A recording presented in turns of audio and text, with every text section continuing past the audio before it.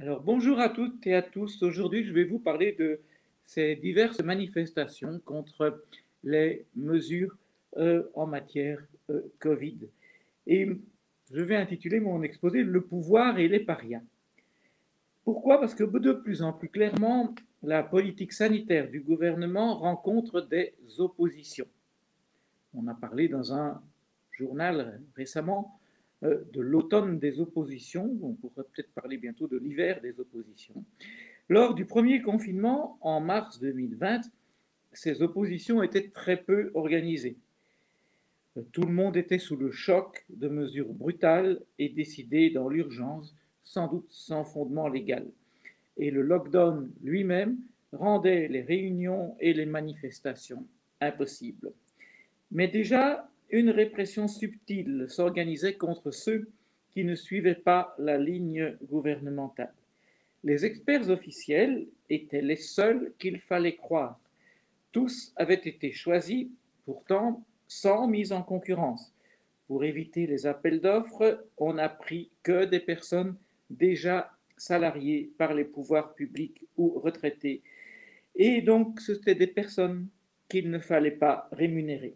Apparente économie, bien sûr, mais surtout une liberté de choix purement arbitraire pour les ministres.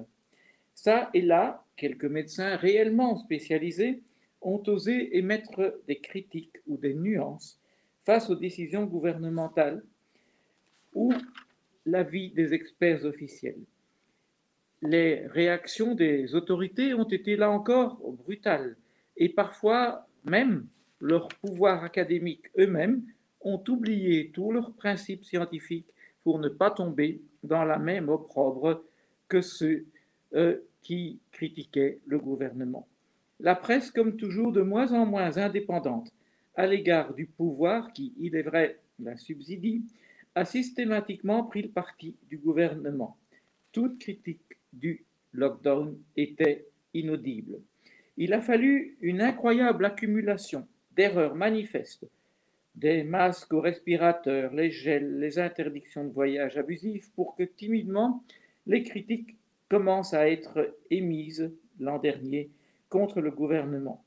Ce gouvernement qui, quand même, il faut le rappeler, hélas, déplorait le plus grand nombre de victimes au monde par rapport à sa population, et ce, malgré la sévérité des mesures.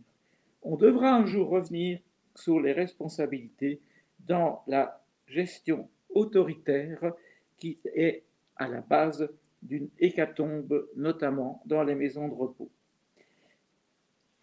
Ça et là, quelques faits divers attiraient néanmoins l'attention et certains commençaient à critiquer l'action policière violente, par exemple, contre cette famille de Waterloo qui avait invité deux copains, des enfants, pour partager une pizza et qui s'est retrouvée investie comme si elle était une secte de terroristes. Rien qui émeuve pourtant la très rigide ministre de l'Intérieur qui a toujours couvert ses troupes sans aucun discernement. Ces critiques, même aujourd'hui, ont toujours été émises, celles qui sont les plus sérieuses en tout cas, hors du Parlement, où personne, même dans l'opposition, n'a jamais vraiment remis en cause la politique répressive du pouvoir dans son ensemble, et ce malgré sa totale inefficacité. Juste ça et là, quelques petites griffes inoffensives provenant en général du président du MR, parti gouvernemental pourtant, mais qui n'est jamais allé plus loin que la parole. Aujourd'hui, depuis les épisodes de La Boum, dans le bois de la Cambre, vous vous en souvenez certainement, les opposants se font davantage entendre. Alors pourtant que les mesures dont on peut se plaindre sont moins lourdes que les affreux confinements, ces véritables assignations à domicile que l'on avait auparavant imposées à la plupart des habitants. Aujourd'hui, les opposants manifestent en nombre. Ils sont toujours peu organisés.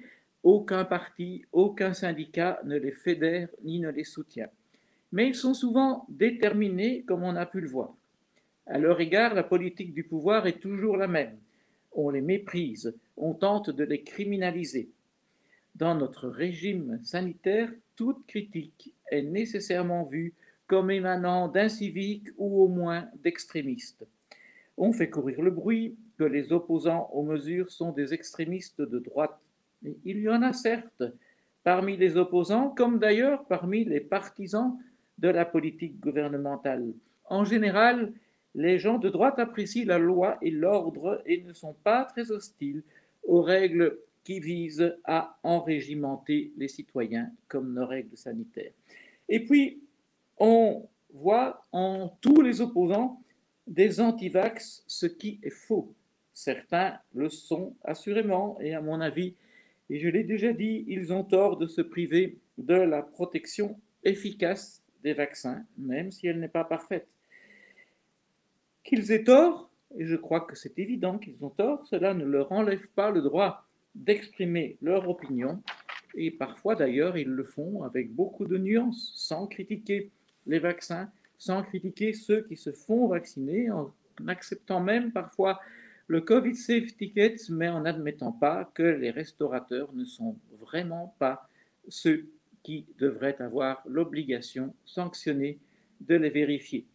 D'autres, la plupart de ceux qui partagent aux marches pour la liberté, le font parce que tout simplement, ils voient combien ces libertés sont en danger. Ils relèvent les atteintes inadmissibles à la vie privée que contiennent les mesures sanitaires, y compris le Covid Safety Ticket. Ils relèvent d'ailleurs l'étrange impunité dont jouit un organisme comme Bruvax et son ministre de tutelle devant les violations manifestes et multiples des règles de protection de la vie privée imposées par la réglementation européenne, le RGPD. Des plaintes extrêmement bien étayées ne sont même pas écoutées. Tout cela est très grave. Le pouvoir ne respecte pas la loi et il le fait avec une telle constance qu'en réalité, il la méprise, comme on a pu entendre il y a quelques mois le mépris du ministre de la Santé envers notamment les juges qui, il y a quelques mois, avaient déclaré illégales certaines de ses décisions. Nous avons des gouvernements qui enfreignent les lois, des gouvernements fédéraux, nationaux et régionaux qui les enfreignent, mais qui, face à leurs opposants, utilisent ces lois dans toute leur rigueur. Chaque manifestation contre la politique sanitaire entraîne des arrestations, pas seulement de quelques casseurs qui, hélas, s'infiltrent aujourd'hui dans tous les cortèges, mais aussi de braves gens qui sont là pour exprimer leur opinion ou leur colère. Imagine-t-on de telles méthodes pour toutes les manifestations organisées par des associations qui font partie du système, comme les syndicats, qui viennent d'ailleurs de reconnaître récemment que leur objectif quand ils manifestent est toujours de bloquer l'espace public, ils l'ont dit, ou les associations de paysans ou les associations de routiers, par exemple. Tout est fait pour marginaliser la contestation, la violence policière, l'amalgame avec les groupes extrémistes, l'absence de toute tribune dans la presse. La police a ainsi demandé, pour comble, à la presse de diffuser la photo de 29 personnes recherchées pour la première marche des libertés. Et ce qui est le plus extraordinaire tout de même, c'est que ce genre de mesures qu'on ne prend d'habitude que pour rechercher des rares criminels très dangereux, eh bien aujourd'hui, non seulement on l'utilise pour des simples manifestants, mais en outre, on trouve même un journal, bon allez, c'est pas la fine fleur du journalisme, c'est la DH, pour publier ces photos, comme autrefois les avis des shérifs du Far West recherchant les assassins pour les faire pendre. On a même fait intervenir l'OCAM, oui, c'est un organisme que l'on croyait réservé à la lutte contre le terrorisme et qui dit aujourd'hui se préoccuper de la montée des contestations contre la politique sanitaire. Est-ce qu'il s'agit, là encore, vraiment de protéger nos valeurs constitutionnelles ou tout simplement de soutenir le gouvernement? Il faut le dire tout net, toute démocratie doit accepter toutes les formes de contestation pacifique. Il s'agit de la liberté d'expression. un gouvernement qui veut faire taire l'opposition, qu'elle s'exprime au Parlement ou ailleurs, est sur la voie de la dictature. Même si ces dirigeants, comme notre pâle Premier ministre, n'ont pas vraiment l'envergure d'un tyran. Le risque, c'est précisément celui de la tyrannie du système qui n'a pas besoin de tyran. Je vous remercie.